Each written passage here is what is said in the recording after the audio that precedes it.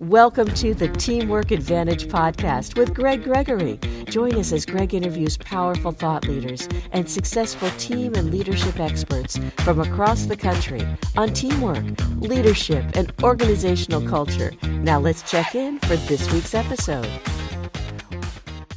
Welcome to the Teamwork Advantage Season 2.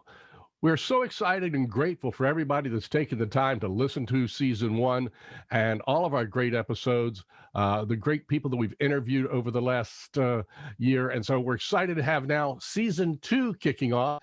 And Happy New Year to you and everybody else that's joining us here this particular season.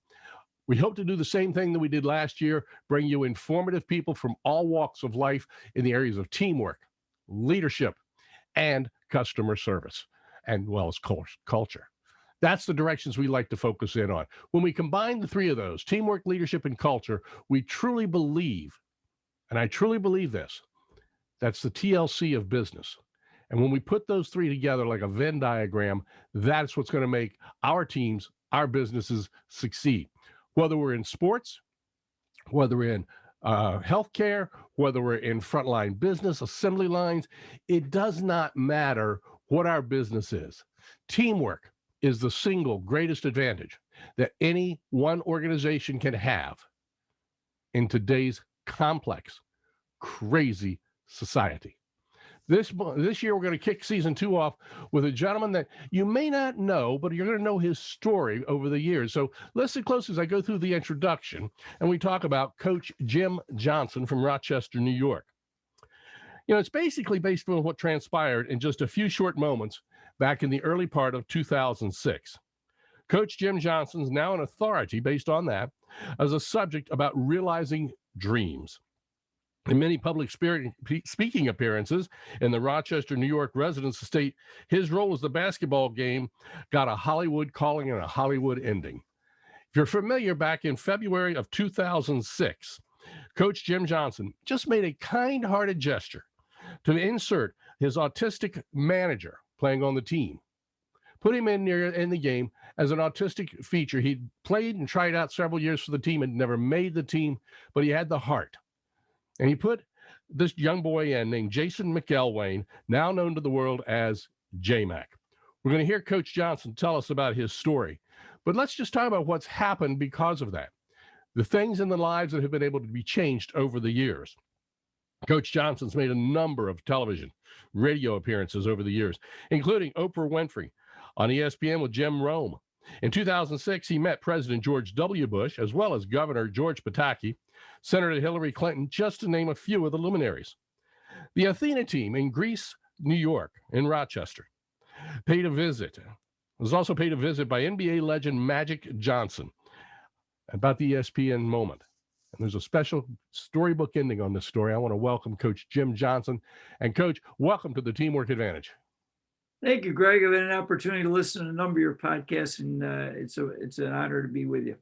Well, thank you. I appreciate that. And we're going to kind of continue things on. And first off, Happy New Year to you. And let's get this year off, because let's face it, the last year has not been exactly kind to a lot of people. So I think it's time we hear a great feel-good story. And I, for one, had known of the story of J-Mac. And you and I have known each other for a couple of years through LinkedIn. But I never put two and two together until recently. And we're talking about the story. And so I was so excited to get you on here and talk about everything. And I'm sure that over the years, the story has blown up in different directions. So first off, are you still in touch with J-Mac? Yes, because of the pandemic, I don't see him as much as I used to. But after that season, he actually came back 2 years later and volunteered in my program. So he was a volunteer assistant for 9 years. So during that period, I was seeing him almost every single day. That's awesome. Which was really neat, because we had a really good relationship in high school, but it continued to grow. And you know, and so. Well, let's go back a little bit. So you put the game that we're talking about was on February 15th, 2006. Right. But if we go back, let's go back a few years before that. And let's walk us through the story here of J-Mac and what came to be here. So just go ahead. I'll open it up and just let you go for it. Sure. So he tried out as a sophomore in high school. He didn't try out for basketball his freshman year. And he tried out for the JV. I was the varsity coach in the junior varsity team. And at that point, I knew very little about autism, although it was starting to get a little bit more prevalent. But my JV coach came to me after a couple of days during trials. He says, Coach, this young man, Jason McElwain, he's a little guy and he's not very good. He's on the autism spectrum and he's learning disabled. But man, he's got this big heart. He loves basketball and he loves the guys on the team. I want to keep him in the program. I said, well, what do you got in mind? He says, I'm going to offer him the team manager's job and let him practice with the team. And that's what he did. And at that point, I had been at the school about 10 years. So we had pretty good culture going. But I will say early on, there was some trials and tribulations as Jason got used to his new teammates and his new teammates got used to Jason. But then I really started to see the kids and really embrace him because he was so into the team and he was always willing to go extra to do anything to help anybody out. In fact, it used to warm my heart because Jason would sit on the bench for the JV game. And I say sit, not exactly, because he would get very emotional. And after the end of the game, he'd be what I call a tad disheveled.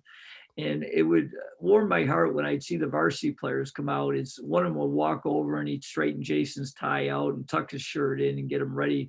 And then he would sit on the bench for the varsity game. But what made Jason very unique to me was not that he was autistic or learning disabled, was his love and passion for basketball in our basketball program. And he was the only young man. I was a head coach for 30 years and 20 at the school where I met Jason. And I never had a young man ever try out more than twice if they didn't make the team. Yet Jason, after his sophomore year, he tried out. And what I started to get to know him better between his sophomore and junior year because he started coming to all our off-season workouts, and I was picking him up at his house, and I really admired his desire. And so he tried out for our varsity as a junior, and I brought him in after a few days of trials. Said, Jason, unfortunately, you're not good enough to make the team, but I'd like to offer you the varsity team manager job. Well, he quickly embraced it. And at that point in my career, we had a lot of winning seasons, but I had this one big stumbling block. In our area, we call it the Section 5 tournament, and we had never won it under my direction. We got into the semifinals 5 times in Jason's junior year. Jason, at the first team meeting, he stands up and says, Coach, I want to share with everybody something. And I said, what's that? He says, we have a slogan we're going to follow this year. We're going to stay focused and we're going to help you win your first Section 5 championship. And I said, well, thank you, Jason. Well, we had another good season. We got this semifinal now for the 6th time in my career, and we lose at the buzzer to our crosstown rival. And we were devastated. Now, J-Mac was not a player, right? He was not a player. He was our team manager. So his senior year is when he came out again, and for the 3rd year in a row, and didn't. And when I brought him in the office, I said, Jason, unfortunately, I've got some good news and some bad news. He says, Coach, give me the bad news first. And I said, unfortunately, you're not quite good enough to make the team, but I would like to offer you the team manager's job. But I want to give you a gift because of your commitment to a program. And the gift is I'm going to hopefully get you into our final game, which we call our senior night. And I'm definitely going to give you a uniform and hopefully get you in the game. In fact, I kid people that periodically he would ask me about that uniform. And of course, I define periodically as about every other day. Well, the interesting thing, we had never won the sectional title going into Jason's senior year. And we had a really good team. So I thought this might be the year we break the barrier. Well, we start the season off well. We win our first 2 games, and then we have a really adverse situation. It's too long to go into. I wrote a book about it called The Coach and a Miracle. But basically, we had a lot of internal strife where it divided our team. Some was a little bit of a racial issue, and it really hurt us. So in our next 5 games, I thought we'd win all of them. We lost 3 of them. And our turning point was we went into a Christmas tournament, and at that point I think we were 4-3, and we weren't playing well. We were divided, and we won in the first round of the Christmas tournament. And the host school, this school called Fairport, beat a team in the second game by like 50 points that we had barely beaten 2 weeks later. So it was during Christmas break. So I brought the team in the next day, and I said, guys, I want to tell you, during our shoot around, normally we bring out basketballs and we let them do some plays and shoot. I didn't bring any basketballs out. I just sat them down in the bleachers and I shocked them. I says, guys, I don't want to go to the game tonight. And they looked at me in disbelief. And then I said, unless we decide we're going to be a team, Fairport's going to beat us by 100 points tonight. And then the best thing I did as a leader, because at that point I got better, but not where I should have been, is I just opened it up. And I said, we need your ideas on how we can build this team back together. And they started to really talk. And by the end of that session, we really had gotten some energy back. And it reflected that night. We played a great game, although we didn't beat Fairport. We lost them in overtime, and it showed what we could do if we united. And after that, it wasn't like all cherries and roses, but it got better. And we actually won 8 out of our next 9 games going into senior night, which was on February 15th. Now, here's the interesting part. I want to make sure folks understand. You're not talking about NBA players. Right. You're not talking about, NCAA Division I teams. You're talking about high school kids. Yeah. And they actually had the forethought and the ability to come together and speak openly like that. Yeah, it was really that you did. Is there some catalyst in there that drew that together? Well, we had built a pretty strong culture up to that division time. So they had witnessed it being in our program. Most of them were juniors and seniors. A few were sophomores on that team. So they knew what we stood for and what we were all about. It was just basically building out. But the other thing is I really told them, I said, unless we decide and share things with each other, we had started doing a little bit of that in, team meetings. But that was really the turning point, because they finally said, you know what, we're frustrated how things are going. We got to start coming together. And that's when they started opening up with each other. And it wasn't perfect. I mean, we had some debate on some different things, but it really showed that, we had to come together. And then, when we played a really good game that night, it really reinforced in their minds that, the only way we're going to be successful as a team is we got to work together. And so that, and that's what happened after that. We really started to vault ourselves into, much better. And by far, it was not perfect. It was not like that turn, the season where everybody all of a sudden was best of friends, but it definitely united the team. Okay. And that's the validation there's amazing. So now let's go. We're getting up to senior night in February of 2006, February 15th. Right. By now, I'm assuming that Jason has worn you down a bit about his uniform. So I gave him his jersey on February 13th. In fact, there was a rumor going around school they slept in it for 2 straight nights. And so that night, for me, I went through 30 senior nights as a head coach. And that's the night where we honor our seniors before the game. We bring out their parents or guardians. And that it'll be a memory I always cherish, to see Jason actually embracing his parents in his uniform instead of his white shirt and black tie. Now let's talk about the parents for just a moment. Sure. Through these 3 years, how is the parents? How were they involved? Were they supportive? Where did they come down the line?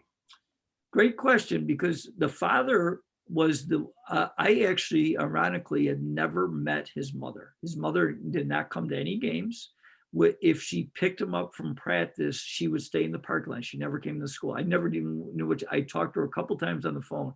The father was extremely supportive and came to all her games and basically, picked Jason up most of the time in practice. When he picked him up, he would come into the school. And so I had a great relationship with his father. Did not really know his mother. So, okay. Yep. But they were both there on senior night. They were both there on senior night. So the game begins, and we had a really good student body following. The ESPN did a nice 5-minute documentary. It's on my website if you or go to YouTube. The JMac video. It's quite powerful. But we had a student body following called the Six Men, and they started chanting in the opening tap, "We want JMac," in case I forget, I guess. And, so the students were all behind him, regardless of anything else. Right.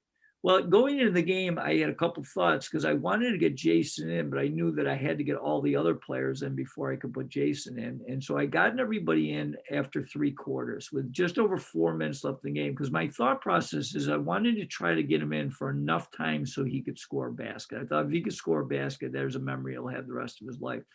With just over 4 minutes, I pointed to him. He nearly ran out of the court. He was so excited. And then what happened next profoundly touched my heart and soul. When he entered the game, what I didn't know and what Jason didn't know, one of our parents made these pictures, these placards of Jason's face, and put them on paint sticks and gave them to the students and asked if Jason got in, that they'd show those. Well, when they did that, I got so touched. I sat down, which I rarely did in games, and tears are just flowing down my face. I couldn't believe how the student body embraced him. Well, the game now begins with Jason in his first varsity basketball game. The first time he touches the ball, he shoots a 3-pointer from the corner. The crowd stands in anticipation. It misses by like 6 feet. And I, as a kid, people, I know you're not supposed to pray in the public schools, but I was praying, dear God, please help him get one basket. But that was a great lesson we can all take from. That was one of the few, many lessons that I picked up from Jason, was that we had taught our players all the time what we called the statement next play. And that, you know, basketball is a fast game. So if you make a mistake, you got to move on. And to Jason's credit, he really embraced that, you know, so because I think a lot of kids, if that was the first game they ever played in, and they shot an air ball like he did, they may not want to shoot again. That didn't stop Jason. So the next possession, he has a much closer shot from about 10 feet. And of course, I want to add a little drama. He hits the backboard, hits the rim, and it falls out. And I'm thinking, all right, God's starting to listen. We're getting closer. And then the third possession, he shoots a 3-pointer again, this time for the right wing. This time, magic. The place explodes. And I'm thinking, it can't get any better than this. Jason's got a 3-pointer. But as I kid people, Jason's boyhood idol is the late, great Kobe Bryant. And for the next 3 minutes, he literally turned into Kobe. He just starts making shot after shot, and the place is going crazier and crazier. And the two things I'll never forget, Greg, with about a minute to go, at this point, I had no idea how many points he has. And I get a tap on my shoulder. I look behind me, and it's J-Mac's mother, and she's bawling her eyes out. And she whispers in my ear, Coach, this is the best gift you could have ever given my son. Of course, I'm so touched, I cried harder. And then this is how the game ends. You talk about really almost a Hollywood ending. Is our opponent, Spencerport, I want to give kudos to their coach and their players. They were great sports that night. They scored with about 10 seconds to go, and our player takes it out. Normally he throws it to our point guard, but for whatever reason, he throws it right to J-Mac. So when J-Mac's dribbling down the court, I look up, and the clock's ticking down. And I thought Spencerport was just going to let him go. Well, Jason pulls up like 2 feet behind the arc, almost an NBA 3. I'm thinking, Jason, don't shoot from there. That's way too far. You're going to ruin this moment. He launches this rainbow, and swish. And I look over, our student body runs on the floor. Our players are on the floor. And I'm thinking to myself, oh my gosh, I'm living the movie Rudy, but this is really happening. And then the last thing I'll never forget is Jason's parents have an interesting dynamic. His dad is 6'6", and his mom is 5'2". And you see this little bitty lady bobbing through the entire crowd, and she gets to Jason and gives him a big hug. And then our players put Jason up on their shoulders. He's got the game ball over his head. And I had no idea how many points he had. And our public address announcer comes on and says, the leading scorer for the Trojans, J-Mac, with 20 points. And of course, my math brain, I'm thinking if he played the whole game, he scored 160, which is pretty good. So it was truly remarkable. And, you know, if we have time, I could share what did happen at the end of the season, which was kind of the cherry on top. That's just amazing there. Now, I have to ask the question, did you guys win that game? Yes, we won actually quite easily. Okay. So you won that game. So that was not the last game of the season. It was your senior night, which typically is your last home game. Last home game, and ironically was the last regular season game, but not always does that happen. Sometimes your last home game won't be your last regular season game, but that was actually our last home game as well as our last regular season. So now you're going on to Section 5 finals. Section 5 tournament, yes. Tournament. Yep. So okay, what happened? So we just to give you very quickly, the word got out, and the one thing I was very proud is that I felt I did it for all the right reasons. We had no media there. The only thing I was responsible for the media is after the game, back then we call in the score, and they usually would put a box score of, high school games in our local newspaper. And I told him about Jason. I thought he might get a headline because, it's very unique what happened.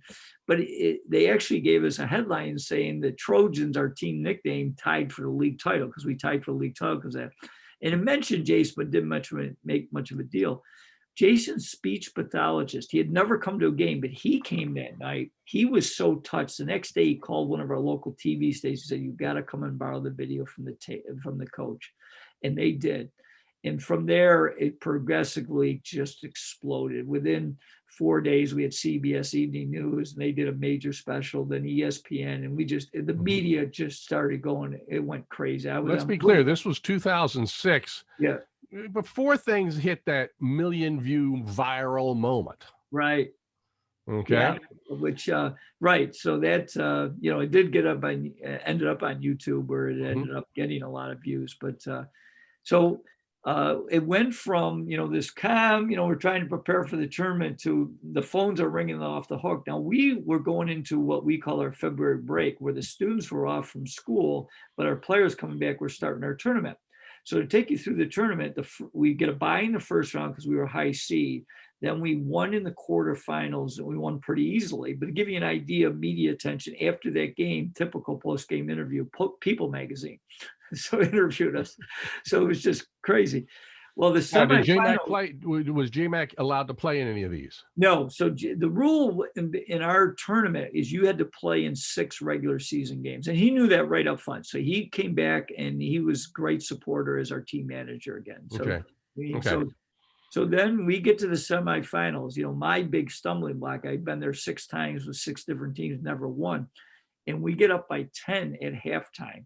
And I'm thinking, we're finally going to do this. We blow the entire lead, but we actually, our kids rallied together. I was more positive with them than I had in the past. So it was something I learned. And we actually rallied in the fourth quarter. We won the game. We're finally going to our Section 5 championship game. So that was on Saturday. And to give you an idea of the media attention the next 3 days, we had a Japanese TV station come to our school. It was just crazy. So Saturday was a championship game. And they all knew, though, that J-Mac was not going to play.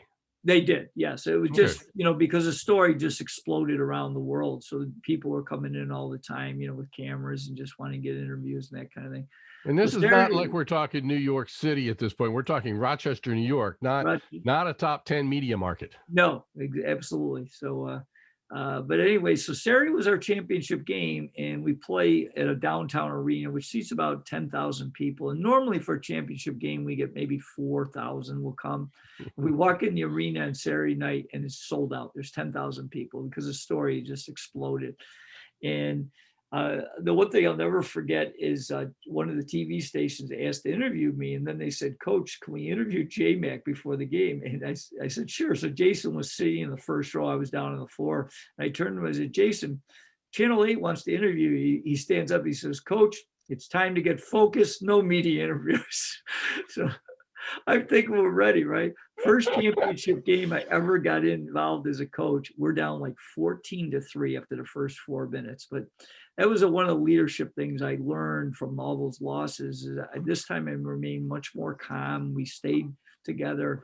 And then we actually it was a tie game with less than a minute to go. And we had the ball, and one of my players penetrated and he threw it out to one of our other guards, and he makes a 3. So we're up 3.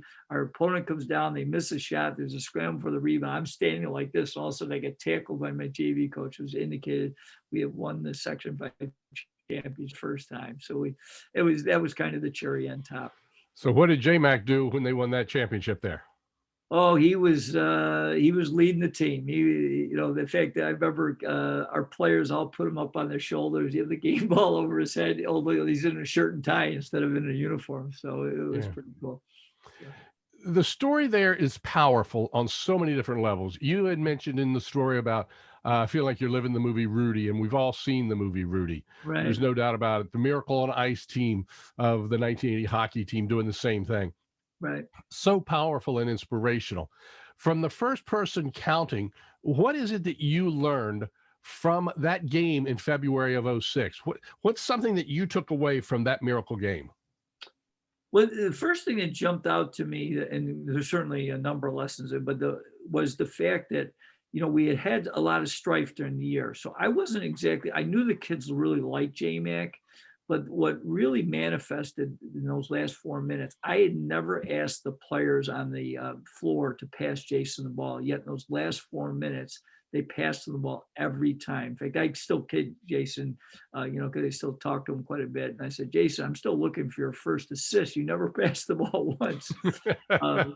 But that really was a credit, because those are kids who, normally didn't get a lot of chance to play. And usually they want to get some shots up. So that really showed to me what the essence of teamwork. And then I guess in a bigger framework, I'll say this other thing was that, one of the things that I used to teach my players all the time is the essence of perseverance, that never give up mindset. And Jason was one of my greatest illustrations. He tried out for our team 3 consecutive years. And why I believe I wanted to give him a chance is because he made a commitment to us, and it was a way that I could give back to him. Mm-hmm. It's like the Vince Lombardi quote. It's not whether you get knocked down, it's whether you get back up. Exactly. And of course, I've adapted that quote and changed it a little bit in my life. I say, it's not whether you get knocked down, it's how fast you get back up. Yep, good point. And that's been the story of my life. And, listen to this with J-Mac. It's a powerful thing. Right. So let's ask you this question. When you are putting together a team, what are the things you're looking for?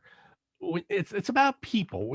The one thing we've got to understand is that teamwork is about people any way we want to look at it.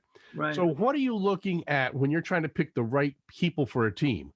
In the movie Miracle, now granted, this is the Hollywood version of this. Right. Kurt Russell's playing the part of Herb Brooks. Mm-hmm. And they say to the assistant coach, Craig Patrick, says, Coach, you're missing some of the best people. And here's the thing, and this is key. Herb Brooks' character, Kurt Russell, says, I'm not looking for the right player. I'm not looking for the best players. I'm looking for the right players. Right. So when you're looking for the right people, what are you looking for? So that was something that it took me some time, because, talent is part of, in athletics and, in business as well. You want talented people. So, but the other things we really put together, the ingredients, we wanted people that had drive, that they wanted to be the best they could be. Number 2 is that they were humble, that they could handle both success and, difficulty with humility. I think that was really important. And we wanted people that were what we called the we over me attitude. We wanted team first people. And so those are the things that we really analyzed, because we did a lot of work in the off season with our players.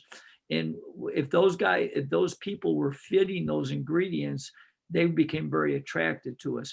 If they didn't, then we did some real work with them, talking to them individually, about here is how we believe our culture is going to stay strong. And, they either made changes or they probably didn't stay with us. So, but I think that's really important in leadership, is that you have clarity of the type of people you want on your team. And certainly talent is part of it. We weren't picking guys that were terrible basketball players. You can't do that. But sometimes we would put a guy, I would cut a guy that was better than someone else just because I knew he couldn't handle a particular role to benefit our team. Mm-hmm. Yeah. And that's absolutely key. Everybody's got to understand their role and how they fit on a team. One organization uses the phrase, they hire the least common denominator of skill, and then because they can coach the skill levels up, but then they go from there. So yeah, obviously you would not want to put me on a basketball team because I have a hard time just simple dribble. So, and I get that. So that's so powerful. We're running a little tight here on time, but I do want to get to one particular thing here. You've got 7 keys about being an effective leader. You want to share those with us? Sure. So I'll go through those. And this really happened. I'll give you a very quick story, is that I I was 25 years old when I became a head coach at another school, and I thought I knew everything about coaching. And I did such a great job. I led that team to 17 consecutive losses, and then they let me go after 1 year. So that was, I started my varsity basketball career on a very humbling note. And that's when I really realized that I needed a lot of work on becoming a better leader to help mold teams. And so this has been a process that I started to develop, and and now this is one of my presentations. I talk about 7 keys to be an effective leader. So with those 7, first one is clarifying your vision. And what I'd share with people is, I think to be a great leader, the first person you got to lead is yourself. So I really believe that you should discover your personal mission statement. And that was something when I read Dr. Covey's book, The 7 Habits, is something he really emphasized, and I really learned from that. And I'm very clear about my mission, and because of that, I think it helped me become a much better leader, because they knew what I stood for, and I knew what I stood for. I think that's really powerful. Right. The second part of vision is certainly you got to have clarity about what your program, your business is all about. For us, it was to develop winners on and off the court. And my job as the leader was defining what it takes to be a winner on the court and what it takes to be a winner off the court, because we wanted to develop complete people. The second one is building trust, which one of the things I find, because I talk to a lot of leaders, is that they don't really have, everybody knows trust is important. The problem is they don't have any plan on how to build it. Yep. And so that was something that we spent a lot of time, and 3 components that we spent a lot of time in building trust. One is that we wanted to build things on basing the truth, so telling people the truth. 2 is that we wanted to make sure that we were open to and be vulnerable to admit when we made mistakes. And the third thing is we wanted to make sure that we try to catch people doing right more than trying to catch people doing wrong. And those were just some of our basic foundation when we build our trust foundation, because you can't move forward as a team if you don't have trust amongst each Absolutely. other. Absolutely. That's the area that I think is the key core foundation of any team. Yeah, absolutely. I'm 100% with you. So the third one was what I call creating the edge. I believe as a leader, you need to keep growing yourself and growing your players. And so you're always trying to seek ways that you can create an edge. I'll give you one quick illustration. We were ahead of our time. It's very common now, but back years ago, rarely did any team have a strength coach. And I actually hired an outside strength coach. I always talked about having other voices, which I think is important as a leader. And that really helped our team, because in our last after we won that sectional championship, in my last 10 years, we made the finals 8 times and won 6. So after never making the finals in my first 20 years as a head coach, that turned around dramatically. The fourth one is effective communication. And I mentioned a little bit about the story about meeting with a team, and I think it's nice to be able to be a powerful presenter. I think it does help, and I improved in that area. Now it's what I do for a living. But the thing that I really learned in my journey as a leader is that I had to develop and become a much better listener and ask more questions. And when I did that, our program exploded. We started to have great success. The fifth key is a simple one, but we often forget it, and that is a lead by example. We used to always tell our players, you're always on stage. No matter where you are, you're always on stage. And that was something that I learned the hard way, because I was usually pretty calm during the season, but I wanted to win that sectional championship so bad that in the postseason tournament, if things didn't go well, I did not control myself well. And when I made that change during the postseason, that's when our team started to explode, because they could look as me as the rock, not the guy that was falling apart.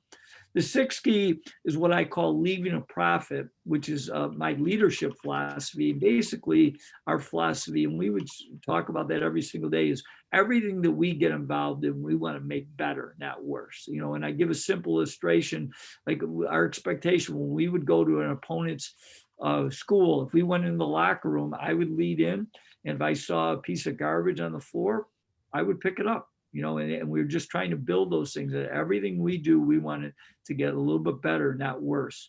which leads me to the last one, which is servant leadership. To me is the essence. And when I was able to start becoming more of a servant to my players and asking for more input, like one of the things I implemented probably in my last 15 years, which was really powerful, was having a weekly captain's meeting. So I was always doing a weekly check-in. And in those meetings, the agenda was basically 3 things, and they were all questions by me. How's the chemistry?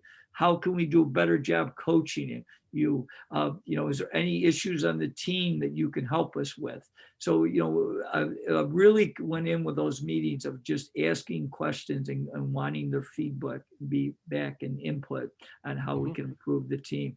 And, I think the main thing is I felt myself becoming a better leader is because I did 2 things consistently. I continued to grow myself. And secondly, I spent a lot of time working on growing leaders.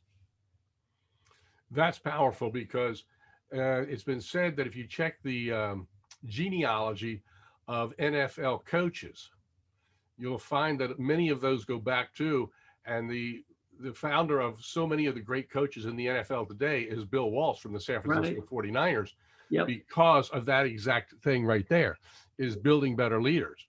Yep. And that's so powerful to pick up on that. Wow. Have you ever, I forgot exactly, I think it's The Score Takes Care of Itself by Bill Walsh. Did you ever read that book, Greg? I've heard of it. I've not read that one. No. Yeah, excellent read. You could, when you brought up Bill Walsh, that's the first thing I thought of is that's why he was so successful.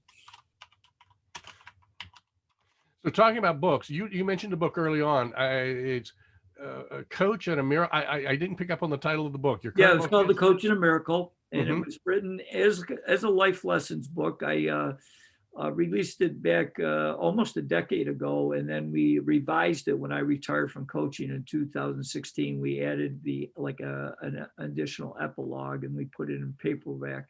And ironically, now I'm working because I've done a lot of leadership presentations in the last 4 or 5 years. I work with a small team, and they've been on me for years. Coach, you got to write a leadership book. Well, the pandemic gave me some time to really think, and I partnered with a local college professor, and we're going to focus on writing a leadership book for young and emerging leaders.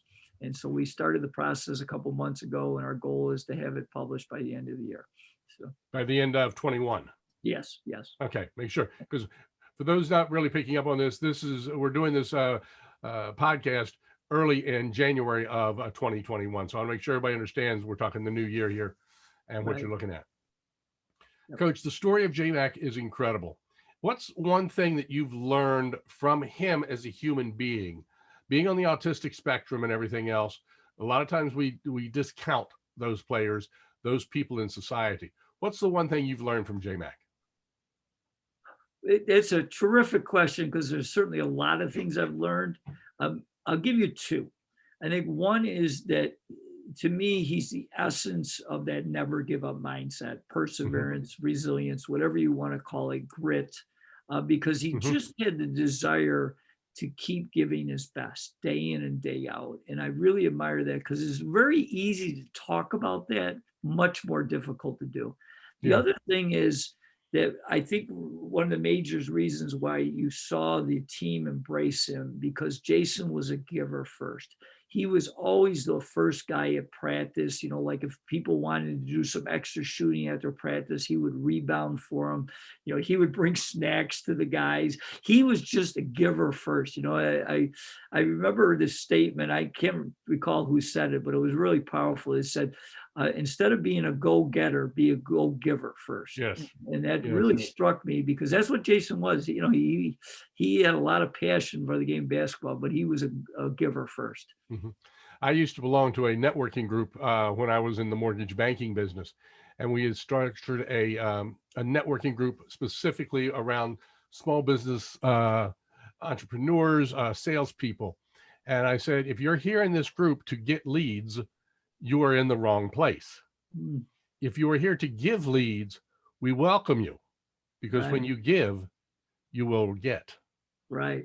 And when we embrace that philosophy, it's amazing. That group stayed together for about 14 years with 6 of us, 6 people in that group consistent through all 14 years. That's awesome. Which is the powerful part. Yep. You know, when we look at everything like that, it's that when you mentioned never quit and never give up, there's a poem. I'm going to suggest people just Google the term never quit poem. It is powerful. It's a piece that's written. It's anonymous. Nobody knows who wrote it, but I've had it on my wall since the early 1970s. Even before I graduated high school, somebody gave that to me. And so that was just powerful that I've held on to. That's a great poem. You struck a chord there because I read that poem, I think, to almost every team I ever coached. When things go wrong, as they sometimes will, and the road you're trudging seems all uphill, when the funds are low and the debts are high, you want to smile, but you have to sigh. Yeah. Well said. Yep. Oh, yes, absolutely. Well, Coach, it's absolutely been a pleasure to have you on board here with the beginning of season 2 on the Teamwork Advantage. We invite you to come back again, folks, next week. We'll have another person sharing their stories, their thoughts, their ideas on teamwork, leadership, and culture. Until next week, remember, do not have a good day, because that's just being average. You're not average, so go make it an awesome day. Bye-bye. You've been listening to the Teamwork Advantage with Greg Gregory. Be sure to like, subscribe, and activate the bell icon to be notified of future episodes. To learn more about how Greg can help your organization develop a powerful winning culture, visit TeamsRock.com. That's TeamsRock.com.